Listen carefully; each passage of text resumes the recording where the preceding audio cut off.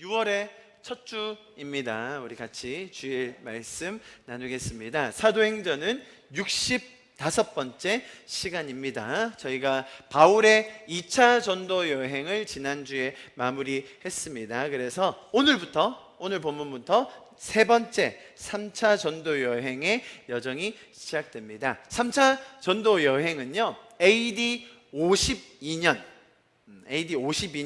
여름부터 시작했다고 볼 수 있고요. 그리고 57년, 그러니까 장장 3차 전도 여행은 약 6년의 시간을 보내게 되는데요. 그 중에 거의 절반 3년에 가까운 시간을 오늘 본문이 나오는 에베소 지역에서 보내게 됩니다.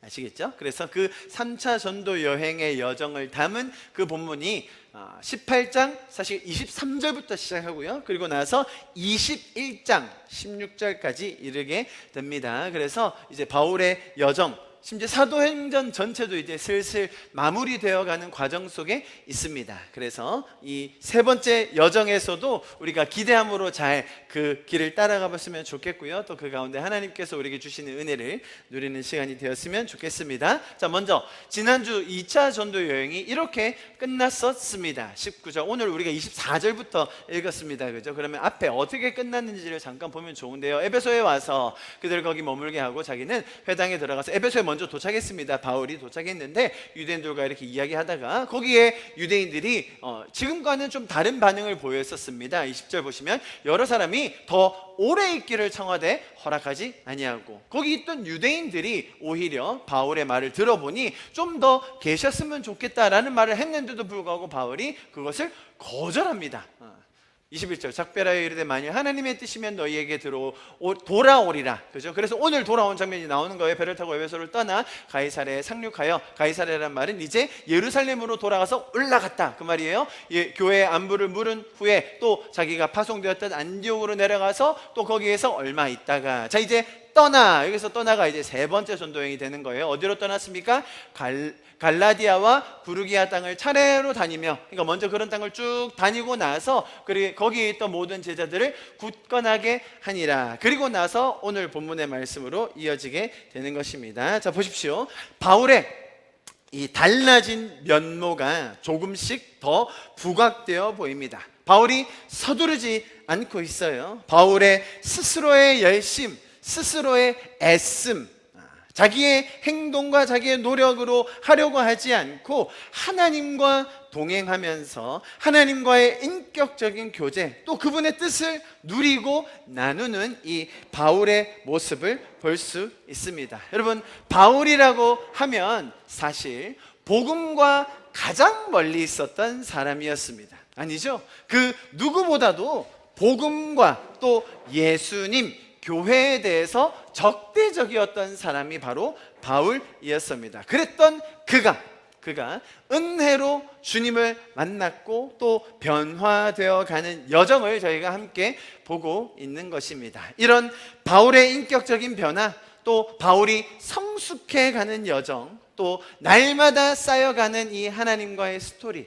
바울이 이웃을 섬기고 이웃을 품고 또 자기가 가진 것을 나누는 그 풍성함, 여러분 바울의 그 전도 여행에서 보고 있는 그 풍성함들이 저와 여러분의 삶에서도 동일하게 풍성한 열매로 맺어질 수 있기를 간절히 축복합니다. 아멘. 자, 그래서 이렇게 지난주에 이렇게 바울의 변화된 모습을 보면서 2차 전도 여행이 마무리되었었습니다. 그러면 이제 오늘 본문으로 이제 들어가겠습니다. 지난주 잠깐 복습했었고요. 자, 오늘 본문에 새로운 인물이 등장합니다. 아마 여러분 조금 들어보셨을 이름입니다. 24절부터 본격적으로 이 인물에 대한 소개가 나오지 않습니까? 누굽니까? 아볼로라는 사람입니다. 이 아볼로는 오늘 사도행전 본문에서만 나올 뿐만 아니라 나중에 서신서에서도 이름이 등장하는데요. 고린도서 그리고 디도서 정도에서 등장하는 우리에게 익숙한 사람, 익숙한 이름이라고 할 수 있습니다. 제일 유명한 구절이 이런 구절 아니겠습니까? 고린도전서 3장에 보면 나는 심었고 아볼로는 물을 주었으되 오직 하나님께서 자라게 하셨나니 그런즉 심는 이나 물 주는 이는 아무것도 아니되 오직 자라게 하시는 이는 하나님 뿐이니라. 이 구절 많이 들어보셨죠? 그죠? 우리가 수고하고 우리가 노력한다고 하지만 사실은 인간의 모든 섭리와 또 우리의 삶의 모든 부분이 하나님께 달려있다라는 그런 고백을 고린도전서 3장에서 하고 있는데요. 거기서 등장하는 인물이 바로 이 오늘 우리가 본문에서 본 아볼로라는 사람입니다. 자, 지금 이 장면이 일어나고 있는 장소는 에베소라는 곳입니다. 우리가 지금 어떤 여정을 거치고 있는지 보고 계시죠? 그죠? 사도행전의 이 여정에서 바울이 쭉 그쪽 지역을 돌아가고 있다가 고린도 지나서 또 이제 에베소까지 오게 된 거예요. 자, 에베소에 오는 이 지역인데 오늘 보시면 지금 고린도전서에서 그죠? 아볼로, 그러니까 바울이라는 사람이 에베소에서 편지를 써가지고 고린도 지역에 보냈던 편지에 누가 등장해요? 아볼로가 등장하는데 왜 아볼로는 지금 에베소에서 만났는데 고린도에 보내는 편지의 이름이 등장할까 조금 의아할 수 있는데 오늘 본문을 보시면 이해하실 수 있을 겁니다. 먼저 한 가지 짚고 넘어갈 게 있는데요. 오늘 본문이 24, 25절이잖아요. 18절에 보면 어떻게 나와 있냐면 바울은 더 여러 날 머물다가 형제들과 작별하고, 자, 여기가 고린도 지역이었습니다. 바울이 원래 머물던 한 1년 반 정도 기간을 이곳에서 머물거든요. 그렇게 머물고 나서 이곳을 떠납니다. 그래서 거기 있는 형제들과 작별하고 배 타고 수리아, 지금으로 말하면 시리아 지역이죠, 떠나갈새 그때 누가 같이 떠나가요? 브리스길라와 아굴라도 함께 하더라. 제가 이 장면 설명드렸습니다. 이 함께 하더라라는 의미가 어떤 것이었는지를 제가 자세히 말씀을 드렸어요. 자, 그래서 이 브리스길라와 아굴라 부부는 지금 에베소 지역에 머물고 있었어요. 아시겠죠? 지금 브리스길라와 아굴라는 에베소에 머물고 있었고, 머물러 있는 동안에 바울은 이제 본부로 돌아가서 보고하고 다시 돌아온 것이 오늘 본문이에요. 이해하시겠죠? 에베소 지역에 이미 브리스길라와 아굴라가 일정 기간 있었고 바울은 잠깐 옮겼다가 다시 돌아왔다. 자, 이제 그렇게 이해하시면 좋겠습니다. 자, 오늘 본문의 장면이 어떤 배경이었는지, 어떤 인물들이 등장하는지, 어떤 지역인지를 좀 제가 설명드리고 있는 거예요. 자, 그런데 오늘 처음 등장한 인물, 이 아볼로라는 사람에 대해서 성경이 자세하게 설명을 하고 있는데요. 처음 등장하는 이 인물에 대해서 설명할 때 이런 식으로 설명하는 건 분명히 이유가 있습니다. 보십시오. 어떤 사람이라고 소개하고 있습니까? 알렉산드리아에서 난, 그죠? 태생이 알렉산드리아라는 겁니다. 거기서 난 아볼로라고 하는 유대인이라고 먼저 설명이 되어 있네요. 자, 간단하게 제가 한번 여러분에게 정리를 해드리겠습니다. 알렉산드리아, 지금 이집트에 있는 도시입니다. 저도 이집트 방문했을 때 거기 가봤는데요. 아주 유명한, 잘 알려진 그런 도시, 지금 성경에 등장하는 그 지명이 지금과 동일한 그 알렉산드리아입니다. BC 322년, 그러니까 지금으로부터 2000년이 훨씬 넘게 전에 알렉산더 대왕이 세운 그 도시의 이름, 그 성경이 쓰여졌던 이 시대 당시에도 존재했던, 동일한 이름으로 존재했던 그 도시이죠. 이 지역이 굉장히 유명했던 것은 지금도 그 도서관이 남아 있는데요. 전 세계에서 가장 잘 알려진, 가장 유명한, 가장 첫 번째로 꼽는 그 알렉산드리아 도서관이 이때도 있었어요.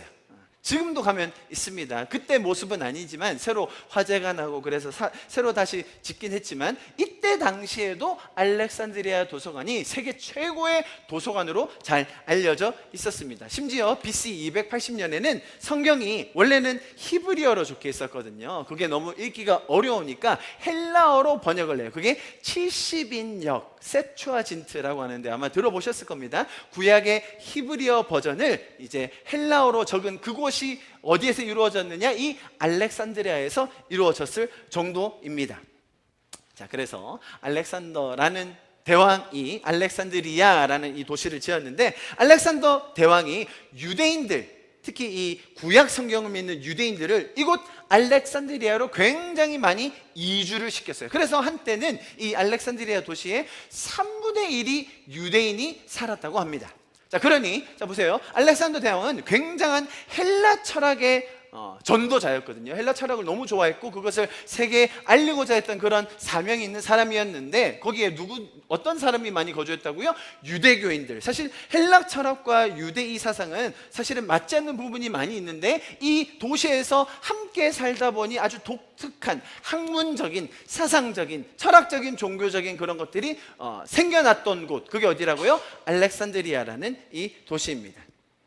자, 이런 배경의 사람, 이런 배경을 가진, 여기서 분명히 알렉산드리아에서 난이라고 얘기했을 때는 지금 제가 말씀드린 이런 도시의 학구적인 분위기, 그죠? 뭔가를 탐구하고 연구하고 지적인 것을 추구하는 그런 배경을 가진 사람이 바로 이 아볼로다라는 것을 우리가 충분히 생각해 볼 수 있습니다. 자, 이랬던 그 사람이 유대인이었는데요. 그 뒤에 또 설명을 보세요. 뭐라고 되어 있습니까? 에베소에 이르니 이 사람은 언변이 좋고 성경에 능하다라고 되어 있습니다. 이 언변이 좋다라는 이 단어의 원어적인 뜻은 학문에 능하다, learned, 많이 배웠다 이 말이고요. 교양이 있다, cultured 이렇게 해석할 수 있습니다. 그래서 잘 배웠고 교양도 있고 설득력이 있어서 언변이 아주 뛰어났다. 자, 이 사람의 특징, 이 사람의 성품, 이 사람의 감정, 어떤 것을 이 사람이 전하려고 하는지 조금 보이시면 좋겠습니다. 자, 이 아볼로의 고향인 알렉산드리아에서 정말로 많은 학문이 모였고 집대성했고 어마어마한 그 서적 자료가 있었는데, 그 고향에서 태어난 사람이 심지어 언변도 좋다, 말도 잘한다, 성경에도 능통하다라는 것을 지금 오늘 본문은 보여주고 있습니다. 자, 그런데 뭐라고 설명되어 있습니까? 25절에 보세요. 그가 일찍이 주의 도를 배워 열심으로 예수에 관한 것을 자세히 말하며 가르치나 요한의 침례만 알 따름이라. 자, 25절을 여러분 딱 보셨을 때 선생님이 시험을 낸다고 하면 혹은 수업 시간에 자, 밑줄 그어 중요한 단어 표시하세요라고 하면 어디에 표시해야 될까요? 이 아볼로라는 사람의 특징을 설명해 주고 있는데 오늘 본문이 강조하는 그 부분이 있는 거예요. 뭔가 반복되면서 아볼로를 설명하는 이 사람의 특징을 설명하는 것이 있는데 그게 뭘까요? 어떤 구절을 강조하고 성경이 지금 우리에게 어떤 부분을 더 눈여겨보라고 하는 것일까요? 자, 이 사람은 제가 말씀드렸듯이 유대인이었습니다.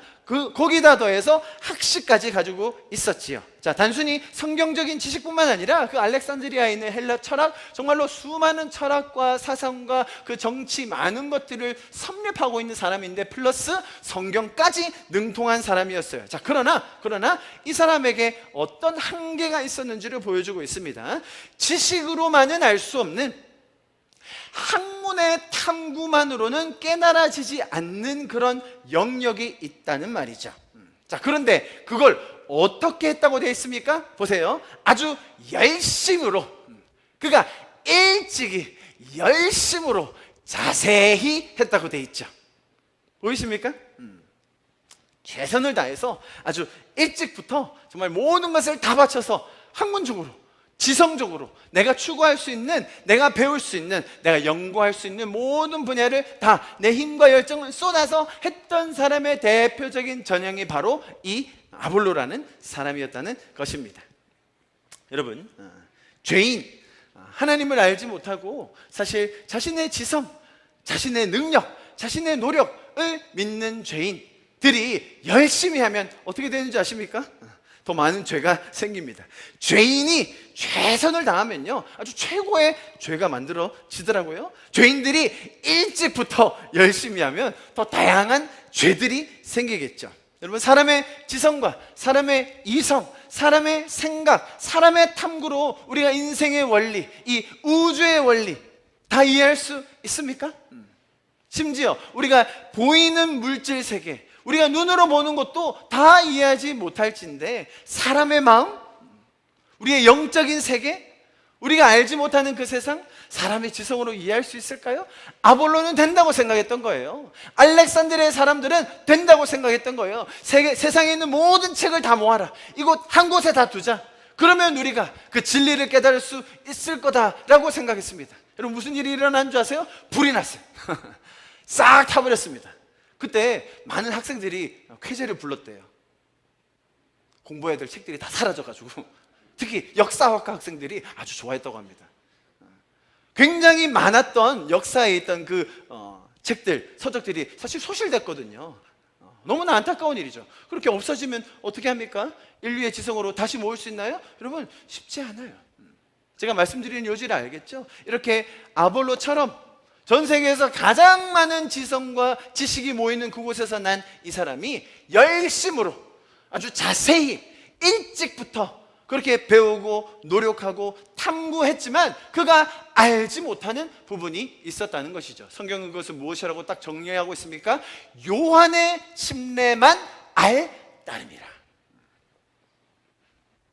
이 아볼로라는 사람은 분명 이렇게 새로운 학문, 새로운 분야, 새로운 인물, 예수님이 당시에 굉장히 걸출한 소문이 났던 많은 사람에게 알려진 유명한 인물이었거든요. 그것도 자기 유대교 출신으로 난 사람이 어마어마한 사람들을 모아가지고 새로운 사상, 새로운 가르침을 줬다라는 소식을 이 아볼로도 들은 거죠. 그러니까 이런 탐구심이 있었던 뭔가 배우려는 열정이 있었던 그는 당연히 이 예수님이 가르쳤던 그 부분에 대해서도 자신의 지성과 학문을 사용하여서 이렇게 일찍부터 열심히 배웠다고 오늘 설명을 하고 있는 것입니다. 그리고 이 사람은 거기에 대해서 또 가르치는 이런 은사, 카리스마도 있었나 봅니다.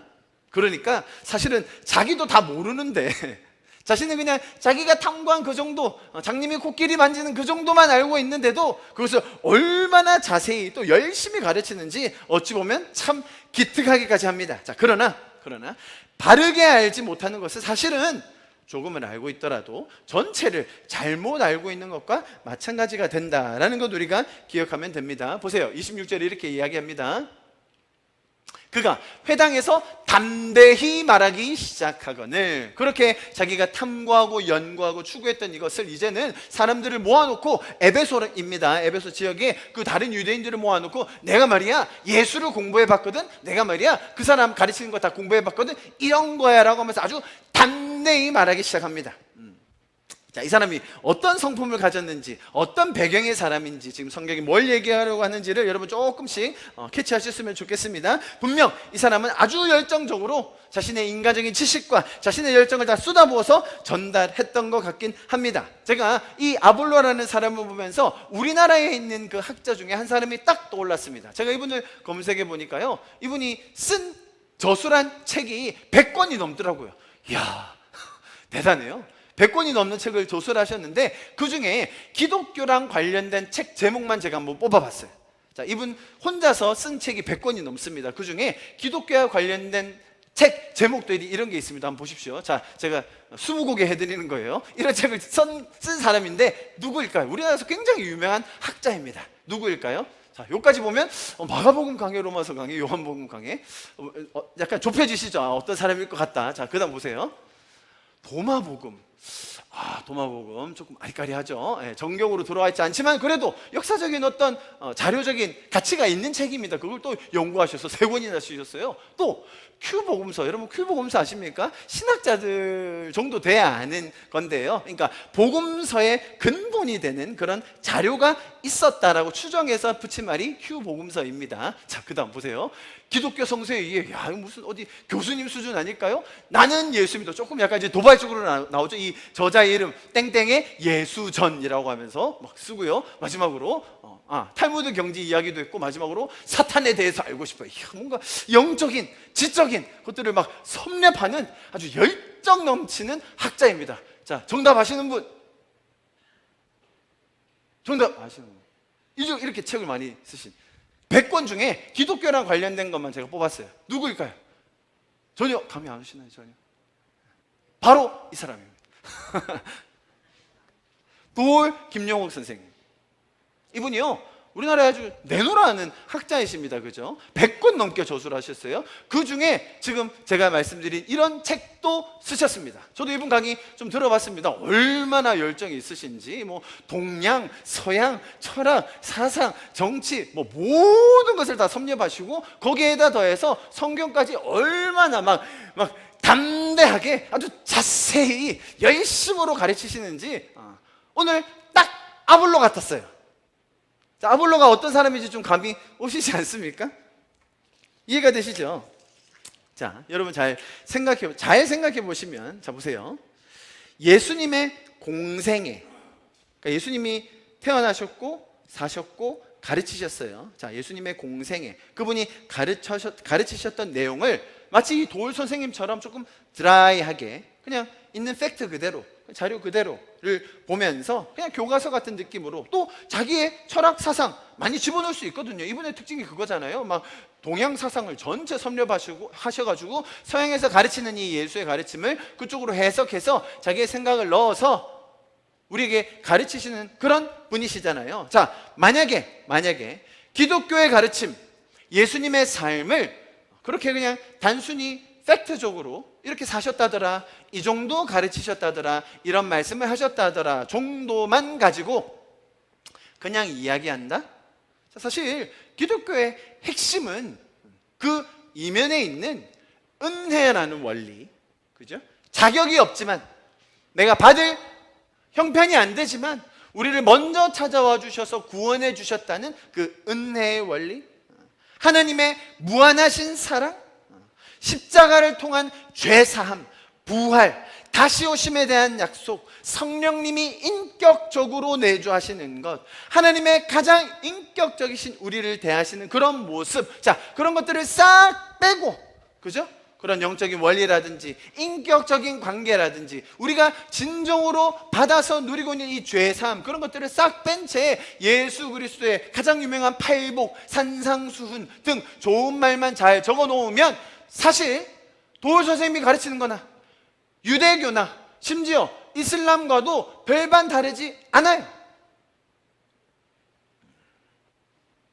이해하시겠습니까? 자, 그러나 자세히 들어보면 이 도울 선생님도 뭐 우리가 감히 견줄 수 없는 정말로 탁월한 학자이지만 그 복음에 대해서는, 성경에 대해서는 사실은 다 틀린 말만 하세요. 조금 심하게 얘기하면 자신의 그 철학, 가로치고 개똥 철학을 얼마나 성경에 막 집어넣으셔가지고 자기 자의적으로 해석을 하는지 들을 수가 없어요. 무슨 말인지 아시겠습니까? 지금 아볼로가 딱 그런 상황이라는 거예요. 단순히 성경에 대해서, 예수님의 삶에 대해서, 그분의 가르침에 대해서 자기가 학문적으로, 지성적으로 얼마나 열심히 정말로 노력해서 일찍부터 자세히 담대하게 가르쳤건만 그는 알 수 없는 영역이 있었다는 것입니다. 여러분, 아까 말씀드렸던 이런 열심으로라는 이 단어에 해당하는 헬라어는요, 감정적으로 흥분되다, 막 어떤 일에 불같이 열정적이다라는 의미를 가지고 있습니다. 여러분 잘 들어보십시오. 성경이 말하는 이 진리는 참으로 전인격적인 것입니다. 성경은, 그리고 우리가 믿는 이 기독교는 우리의 지성, 우리의 감정, 우리의 의지 어느 것 하나도 소홀히 하지 않습니다. 자, 그런데 보세요. 우리가 인격적인 부분, 그죠? 우리의 지성도 있고 우리의 감정도 있고 우리의 의지가 다 있는데 그런 모든 것들을 포괄하면서 묶어주시는 이 은혜라는 원리, 여러분 세상 어디에도, 어떤 철학에도, 어떤 종교 가르침에도 이 은혜라는 원리는 없습니다. 사람이 좋은 일을 위해서, 선한 가치를 위해서, 나의 유익 혹은 이웃을 도와주기 위해서 저 사람 불쌍한데 좀 도와주자 라는 식으로 선행할 수 있죠. 도와줄 수 있죠. 희생할 수 있습니다. 그러나 성경 무엇을 이야기합니까? 우리가 죄인 되었을 때에, 내가 그것을 받을 가치, 자격, 조건이 없었을 때에 하나님께서 우리를 구원하셨다. 자격 없는 우리에게 주시는 하나님의 선물, 그것이 은혜인 것입니다. 우리의 지성과 감정과 의지 하나도 소홀하시지 않지만 그 모든 것을 포괄하여 묶어주시는 이 은혜의 원리, 하나님의 인격적이신 사랑, 우리와 인격적으로 교제할 수 있다는 그것, 여러분 그것이 없이는, 보세요, 여러분 그것 없이, 그런 기독교의 가장 핵심적인 가치 없이 아무리 열정적이어도, 아무리 지적인 탁월함이 있어도, 아무리 배경이 좋아도, 오늘 아볼로처럼 말입니다, 이 모든 것이 다 헛수뿐임을 기억해야 합니다. 여러분 인생에서 최선을 다하는 게 능사가 아닙니다. 잘 들어보십시오. 여러분 오늘 본문이 그걸 이야기하고 있는 거예요. 우리가 최선을 다해서 산다? 후회 없이 산다? 그게 능사가 아니라는 거예요. 더 많은 열정을 가지고 나는 저 사람들보다 더 열심히 하고 더 많이 하고 더 열정적으로 살았다? 그것이 옳은 길이라고 이야기할 수 있습니까? 더 많이 배워서 더 많은 것을 내 힘과 내가 애씀으로 깨달으려고 하는 시도, 여러분, 그게 모든 것을 해결해 줄 수 없어요. 여러분, 이것이 우리가 하느님 앞에서 나의 마음을 겸손하게 할 수 있는 이유이고, 세계 최고의 석학, 세계의 모든 지성, 모든 학문을 다 모아도 그 사랑의 원리, 은혜의 원리, 인격적인 관계 이루어낼 수 없다는 것, 우리는 겸손한 인간이어야 함을 우리가 오늘 본문을 통해서 배우게 되는 것입니다. 자, 보십시오. 그가 회당에서 담대히 말하기 시작했습니다. 그때에, 자, 어떤 사람들이 등장합니까? 이때 에베소에서 머물고 있던 브리스길라와 아굴라가 있었습니다. 그죠? 그래가지고 이 브리스길라와 아굴라가 이 아볼로가 하는 얘기를 들었습니다. 그리고 자, 조용히 데려옵니다. 데려와가지고 하나님의 도를 더 정확하게 풀어 이르다라. 여러분, 브리스길라와 아굴라는 학도 아닙니다. 학문적인 그런 지성인은 아니었습니다. 장사 수완이 있는 사람들이었죠. 사업가였습니다. 비즈니스맨이었어요. 사업은 잘했죠. 그러나 지성적인 사람은 아니었어요. 그런데 세계 최고의 지성이라고 스스로 자부하는 그 아볼로가 하는 말을 듣더니 그를 조용히 불러다가 이를 앞에 놓고 지금까지 자신들이 배워왔던, 누구한테 배웠죠? 브리스길라 아굴라는 바울한테 개인 교습을 받았거든요. 그 배운 것을 가지고 이에게 다시 더 정확하게, 그죠? 알고는 있어요. 아볼로도 대충은 알아요. 어설프게 알아요. 부분만 알아요. 그러나 핵심을 모르다 보니 이에게 더 자세하게 풀어서 이르는 장면 우리가 보고 있는 것입니다. 자, 그랬더니 아볼라가 이제 잘 배워서 또 은혜를 받고 이제 뭔가 제대로 된 깨달음을 얻었나 봅니다. 아볼로가 아가야로 건너가고자 하므로, 아가야가 어디였는지 기억나시나요? 고린도라는 도시가 있었고, 고린도, 스파르타 뭐 이렇게 있었지 않습니까? 그 도시가 있었는데 그 도시를 아우르는, 우리로 말하면 미국으로 말하면 스테이트라고 할 수 있겠죠. 그 큰 지역을 아가야라고 불렀습니다. 당시 지명입니다. 자, 아가야고, 그러니까 고린도로 아볼로가 가고 싶었나 봐요. 그랬더니 형제들이 그를 격려하면서 제자들에게 편지를 써 영접하라 하였더니 이렇게 돼 있습니다. 자, 보세요. 아볼로가 아가야 지방으로 가고자 했을 때에 고린도 지역에는 이미 바울이 1년 반 정도 사역을 한 상태였습니다. 그러니까 당연히 고린도 지역에는 많은 믿는 성도들이 있었습니다. 그렇죠? 그런데 문제는 아볼로는 가고 싶어 하는데 그 고린도 지역 사람들은 아볼로를 전혀 몰라요. 그래서 에베소에 있는 형제들에게, 에베소에 있는 형제들 누가 있습니까? 브리스길라와 아굴라와 거기 있던 다른 형제들이 이 아볼로에 대해서 추천서를 써주는 거죠. 고린도 성도 여러분, 자, 아볼로가 거기 가는데요, 아볼로 저희가 만나보고 교제해보고 또 같이 양육하면서 이러이러한 사람이었습니다. 이분이 오시면 좀 잘 맞아주시고 교제하시고 좋은 시간 보내시면 좋겠습니다 라는 편지를 손수 써서 이 아볼로에게 가서 가보라라고 보낸 것이죠. 이해하시겠죠? 자, 그 다음 장면 보십시오. 했더니 그가 감에 은혜로 말미암아 믿는 자들에게 많은 유익을 주었다. 자, 여러분, 여기서 대조되는 것 보이십니까? 성경이 무엇을 대조하고 있는지. 아볼로가 그 자신이 가졌던 그 배경, 알렉산드리아라는 그 학문의 집대성이 있는 그 배경, 거기에다가 열심으로 일찍부터 아주 자세히 또 담대하게, 어떤 표현이죠? 내 힘으로, 내 열정으로, 내 열심으로, 내 능력으로 하려고 했던 것에 한계를 보게 하시지만 거기에 은혜가 더해지고 또 브리스길라와 아굴라가 만나서 더 정확하게 풀어서 설명을 하고 나니 이가 고린도로 옮겨왔을 때 어떤 일이 벌어집니까? 은혜로 말미암아 많은 자들에게 많은 유익을 주게 된다는 것이었습니다. 여러분, 이것이 하나님의 원리입니다. 우리 인간이 할 수 있는 영역이 있죠. 우리가 밥 먹고 살면서 최선을 다해서 살아야죠. 그러나 여러분, 우리가 할 수 없는 영역이 있습니다. 우리 인생의 의미, 내 삶의 가치, 내가 나아가야 될 방향, 그리고 그것이 노력하고 애쓰고 열심히 한다고 깨달아집니까? 그것 아니면 어떻게 하죠? 내 지성의 한계, 내 능력의 한계를 빨리 인정하고 오히려 하나님께서 우리에게 가르쳐 주시는 그 하나님적, 그 영적인 실체와 원리들, 그것을 아볼로는 깨달아 그곳에 가니 어떤 일이 벌어집니까? 은혜로. 은혜로란 말은 무슨 말이에요? 그 자신의 능력이나 자신의 잘남이나 자신의 애씀 때문이 아니라 하나님께서 일하셔서 이들에게 피차간에 유익이 된다는 것입니다. 여기서 그치는 게 아닙니다, 여러분. 28절에 보면 이는 성경으로서 예수는 그리스도라고 증언하고 공중 앞에서 힘있게 유대인의 말을 이김이르라 이렇게 되어 있는데요, 사실 아볼로의 어떤 기존에 가졌던 은사가 있었어요. 그게 뭡니까? 말 잘해요. 아주 언면에 능통하고요, 성경도 잘 알아요. 마치 옛날에 누구 보는 것 같습니까? 딱 사울 보는 것 같잖아요. 자, 그런 그가 기존에 가지고 있던 은사까지도 하나님은 사용하셔서 또 고린도 지역에 유익을 끼치는 그런 모습 볼 수 있습니다. 자, 이것 여기까지가 이제 18장이었고요. 자, 이제 19장으로 넘어갑니다. 자, 잘 보십시오, 여러분. 19장으로 넘어와서 이제 아볼로는 고린도로 갔어요. 그죠? 고린도로 가고 나서 이제 고린도 지역에 바울이 다른 지역을 쭉 둘러보다가 이제 내려와서 어떤 일이 있는지를 보게 됩니다. 좀 간단히 보겠습니다. 보세요.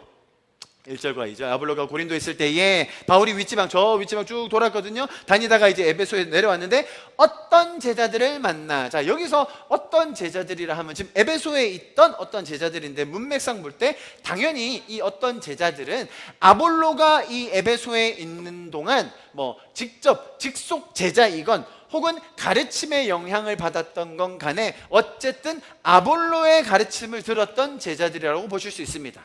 자, 성경의 문맥이 지금 그렇게 딱 진행되고 있는 겁니다. 자, 이해하시겠죠? 자, 그래서 바울이 이들을 만났는데 질문을 합니다. 뭡니까? 2절. 성령을 받았느냐? 이르되 너희가 믿을 때에 성령을 받았느냐? 이렇게 물었습니다. 자, 그렇다면 이 질문에 대해서 이 질문하는 사람의 의도가 있거든요. 자, 여러분, 바울이 이 질문을 할 때 어떤 의도로 물었을까요? 이 사람들이 정말 믿기는 믿는데 믿을 때 성령을 받았을까? 성령을 못 받았을까? 자, 그런 정말로 진정 어린 궁금함으로 물었다. 1번. 2번. 당연히 못 받은 거 알고 있었는데 이 사람들을 좀 배려하고 또 인격적인 관계도 맺고 정말 질문을 함으로써 이렇게 서로 그런 질문을 통해서 사역을 풀어가기 위해서 이미 바울은 답은 알고 있지만 그렇게 물어봤다. 2번. 1번일까요? 2번일까요? 항상 정답은 뒤쪽에 많이 나오더라고요. 그죠? 당연히 바울은 이 사람들이 잘못 믿고 있고 부분적으로 알고 있고 또 부분적으로 알고 있다 보니 가장 핵심은 놓치고 있고 자기들은 믿고 제자라고 하고 있지만 아볼로가 그랬던 것처럼 자기 지성과 자기 능력 안에 갇혀있는 그런 사람들임을 너무 잘 간파하고 있었습니다. 그래서 그들에게 오히려 그들의 지성적인 부분, 그들의 그런 열정들을 잘 이해하는 바울이 그들이 잘 모르고 있는 핵심적인 너희가 믿을 때 성령도 받았니? 당신들 성령도 받으셨습니까? 왜? 성령은 모르거든요. 요한의 침례밖에 모르거든요. 요한의 침례라 하면 내가 죄를 회개하면 된다, 내가 내 열정으로 내 열심으로 하면 된다, 거기까지만 알고 있거든요. 그런데 성령이 오신다고? 성령이 뭔데요? 성령은 인격적으로 교제하시는 하나님이지 않습니까? 자, 그 사실에 대해서 바울은 이미 답을 알고 있지만 그들을 배려하면서 이 사역을 잘 풀어가기 위해서 질문을 던진 거예요. 아시겠죠?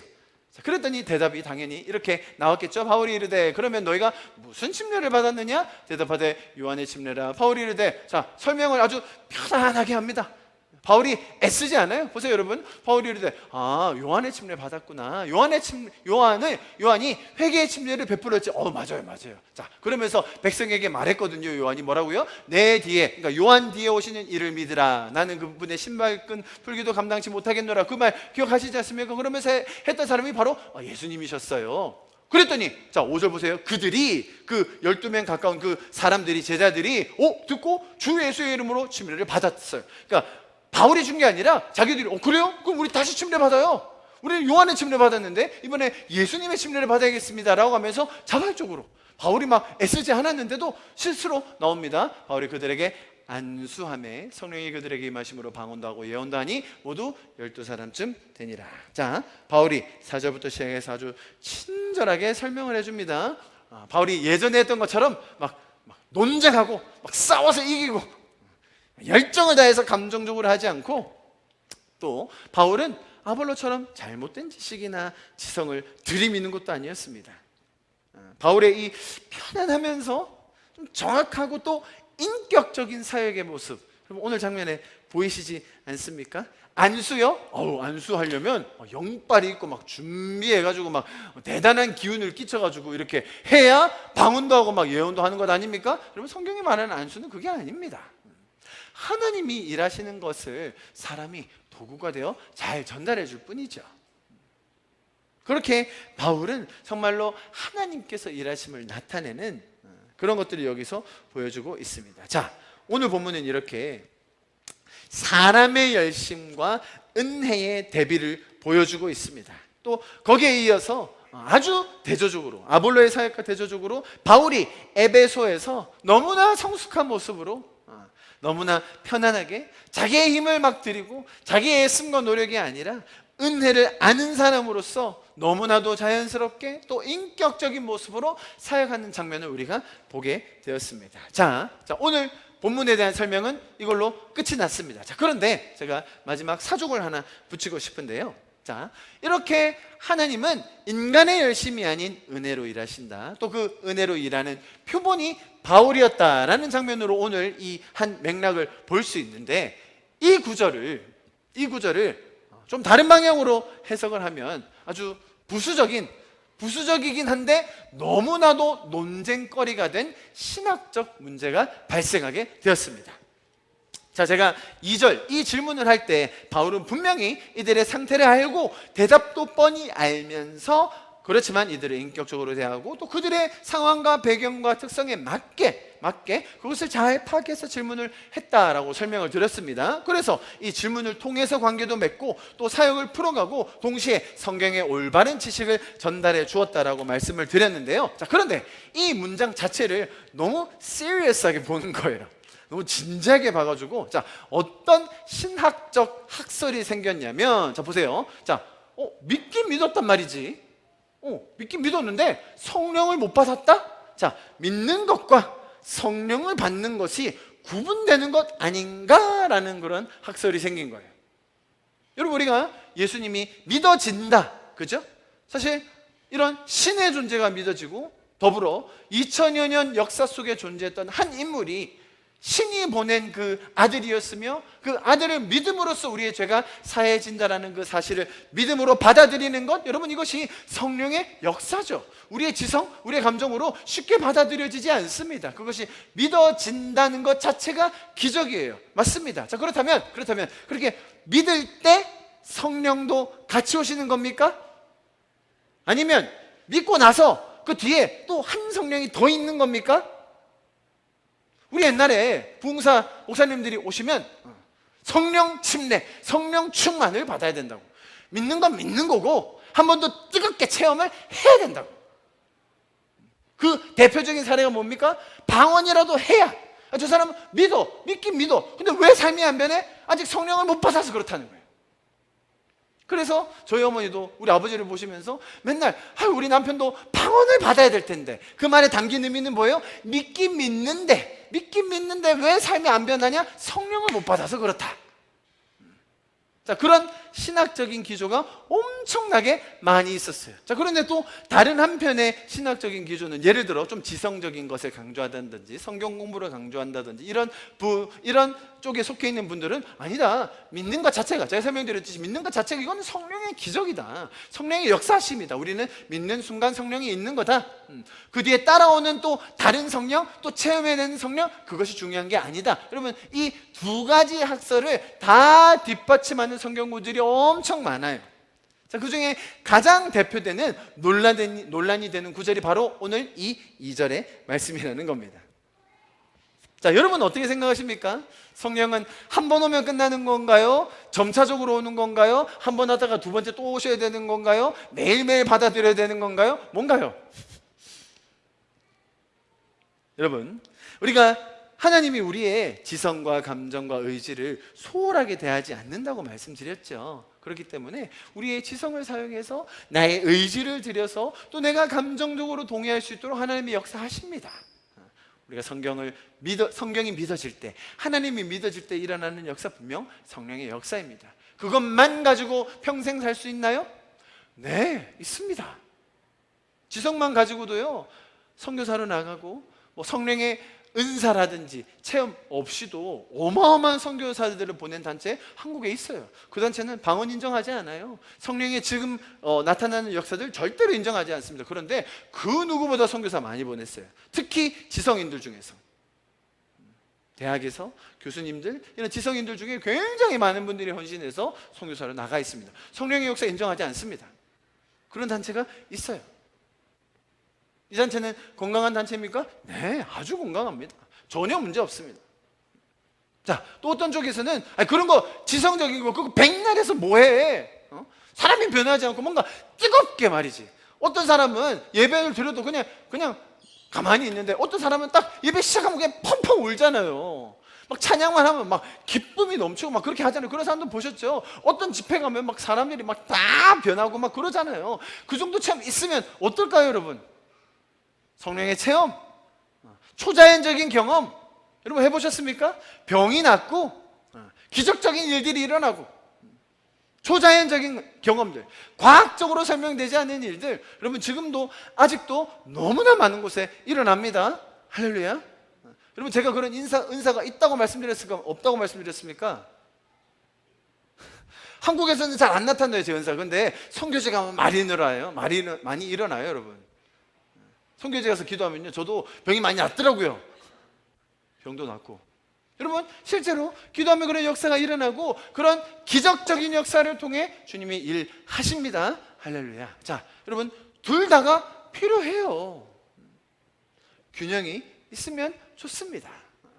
우리에게 어떨 때는 그런 기적적인 하나님의 음성, 우리의 마음을 만져주신 그런 역사, 분명히 있습니다. 자, 그러나 자, 여러분 보세요. 양쪽이 어떤 지성파 혹은 불파라고 할 때 양쪽이 서로를 공격할 때가 있어요. 그러니까 말이 안 되지. 그렇게 해가지고 하나님 제대로 믿는 거예요? 자, 이렇게 가는 순간 신앙이 왜곡되기 쉬워요. 자기 스스로 내부에서 또 서로에게 비난함을 통해 왜곡되는 겁니다. 여러분 성경이 말하는 우리의 이 기독교 신앙은 우리가 생각하는 것보다 훨씬 넓은 스펙트럼을 가지고 있어요. 어느 쪽도 다 품어낼 수 있는 성경의 다양한 스토리들과 다양한 인격적인 관계들을 통해서 하나님은 우리의 신앙생활이 더 풍성할 수 있도록 인도해 주십니다. 어떤 사람은 아무리 지적으로 성경 공부하고 막 탐구해도 전혀 이해 안 되다가 그냥 방언 한번 받아버리니까 모든 게 다 해결된 사람도 있어요. 어떤 사람은요, 막 성령 체험하는 데 가면 도저히 이해가 안 돼. 이거 왜 해야 되는 거지? 이게 무슨 이익이 있지? 내가 지적으로 동의가 안 되는데 무슨 소용이 있지? 그러다가 탐구하고 또 노력하고 많은 연구와 또 성경 읽기를 통해서 내가 인간의 한계로 알 수가 없구나. 그렇게 지적으로 내 의지적으로 동의하시는 분들 있습니다. 여러분, 여러분의 성향, 아볼로에게는 아볼로에게 맞게, 바울에게는 바울에게 맞게, 또 에베소에서 만난 이 제자들에게는 그들에게 맞게 하나님은 인격적으로 일하시는 겁니다. 오늘 본문이 말하고 있는 사실은 인간의 노력 대 은혜의 이 대립, 또 그것을 살아내고 있는 바울의 모습. 자, 우리가 이것을 본다면 사실은 이런 신학적인 논쟁 할 필요 없어요. 그러나 그런 신학적인 논쟁이 벌어졌을 때라도 우리가 다시 성경의 본문에서 말하는 그 은혜의 원리, 하나님의 인격적이진 모습, 우리의 한 명 한 명을 나 자신보다 더 잘 알고 계셔서 우리의 지성과 우리의 인간의 노력과 한계를 뛰어넘는 그 우리 인생의 목적, 우리의 삶의 가치를 가르쳐 주시는 그 하나님의 인격적인 모습 우리가 더 발견할 수 있으면 좋겠습니다. 할렐루야. 우리 마지막으로 자 보세요. 나중에 바울이 에베소 지역에, 그죠? 지금 사용하고 있는 이것입니다. 이 에베소 지역에 보낸 편지예요. 우리가 이 편지의 내용을 보면서 오늘 본문을 좀 마무리했으면 좋겠습니다. 에베소서 4장 1절부터 4절 우리 좀 한 목소리로 마지막으로 읽고 오늘 메시지를 좀 마무리하면 좋겠습니다. 우리 한 목소리로 읽겠습니다. 시작. 그러므로 주 안에서 갇힌 내가 너희를 권하노니 너희가 부르심을 받은 일에 합당하게 행하여 모든 겸손과 온유로 하고 오래 참음과 사랑 가운데서 서로 용납하고 평안에 매는 줄로 성령이 하나 되게 하신 것을 힘써 지키라. 몸이 하나요 성령도 한 분이시니 이와 같이 너희가 부르심의 한 소망 안에서 부르심을 받았느니라. 할렐루야. 여러분, 성경이 말하는 우리의 삶의 가치, 우리의 삶의 이 방향, 태도들, 이런 아름다운 말들로 잘 표현이 되어 있습니다. 하나님은 여러분 한 명 한 명 각자의 삶을 인격적으로 부르셨습니다. 여러분 각자의 자리에서 여러분 인생의 스토리마다 하나님과 인격적으로 동행할 수 있도록 많은 것들을 허락해 주셨고 또 불러주셨습니다. 자, 그 가운데 우리의 마음, 우리의 태도, 우리의 삶의 모습이 어떠해야 하겠습니까? 그것을 오늘 본문 이 에베소에 보낸 이 편지가 우리에게 잘 설명해 주고 있다고 생각합니다. 여러분, 우리의 삶에 겸손과 온유, 오래 참음, 사랑으로 서로 용납하는 모습이 풍성해질 수 있기를 여러분 축복합니다. 여러분, 우리가 삶을 살면서 얼마나 갈등이 많고 어려움이 많고 서로에 대한 오해가 많습니까? 그때마다 3절 보십시오. 평안에 매는 줄로 성령이 하나가 되게 하신 것을 힘써 지키는 저와 여러분 될 수 있기를 간절히 축복합니다. 기도합니다. 우리의 몸이 하나입니다. 성령도 한 분이십니다. 이와 같이 우리가 우리를 불러주신 그 한 소망 안에 부르심 받은 것 기억하고 사는 이번 한 주가 될 수 있기를 간절히 축복합니다. 할렐루야. 우리 이 시간 좀 같이 마지막으로 기도하고 예배를 마무리하겠습니다. 기도하실 때에 사랑하시는 주님, 내 인간의 노력, 애쓰고 열심히 최선을 다해서 어떨 때는 담대하게까지 하고 있지만 행여나 그것이 나의 인간적인 한계와 나의 인간적인 그 애씀으로 갇혀있는 것이 아닌지 돌아보게 하여 주시옵소서. 하나님과 동행하는 그 인격적인 교제 안에서 은혜로 이루어지는 그 놀라운 역사 우리로 경험하게 하여 주시옵소서. 주님, 우리를 한 소망 가운데 불러주셔서 감사합니다. 오늘 바울의 모습을 보며 저렇게 살아갈 수 있구나. 너무나 인격적으로 자신의 힘을 빼고 이제 바울이 정말로 성숙함으로 평안함 속에 많은 이웃들을 섬기구나. 그 모습을 봅니다. 주님, 저희 가운데도 그 여유와 평안을 지킬 수 있는 그 풍성함 주님 허락하여 주시옵소서. 이번 한 주의 삶 주님과 동행하기를 간절히 소망합니다. 우리 그렇게 우리의 삶을 주님 앞에 올려드리시면서 우리 좀 마지막으로 같이 기도하고 예배를 마무리하면 좋겠습니다. 기도하시겠습니다. 예수는 나의 힘이요, 예수는 나의 생명이라. 예수는 나의 참 기쁨 참 소망. 예수는 나의 꿈이라. 다시 한번 찬양합시다. 예수는 나의 힘이요, 예수는 나의 생명이라. 예수는 나의 참 기쁨 참 소망. 예수는 나의 꿈이라. 진리의 성령 내게 오셔서, 진리의 성령 내게 오셔서,